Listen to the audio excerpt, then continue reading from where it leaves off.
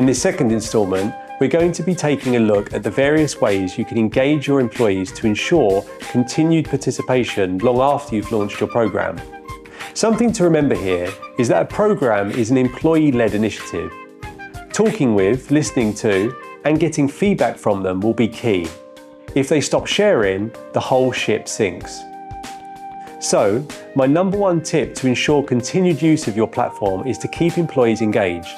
Surprisingly, this is something I've seen people neglect one too many times. The most obvious way of doing this is by saying thank you to your employee advocates. You don't have to write them a thank you card, but just dropping them a message of gratitude when you see fit will be a great way to keep morale high. The best employee advocacy platforms offer personal analytics too, so you could even throw in some praise their way if they've generated some impressive results. To illustrate this point, I'd like to use this analogy of holding a door open for somebody. If they walk through and they don't say thank you, it can be annoying.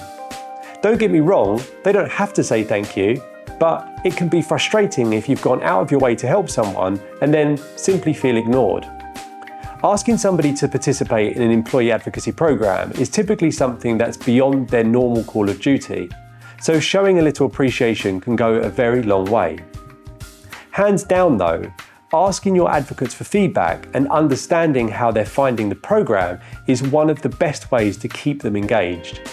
It makes them feel empowered and appreciated, but most importantly, it gives you essential pointers on how to ensure their continued participation. Getting ad hoc feedback from individual advocates is one way of doing it, but to get a true sense of employee sentiment, send out a survey and gather feedback at scale. Don't overcomplicate this. A few questions on what they're enjoying and what they're not enjoying and what they'd like to see is more than enough.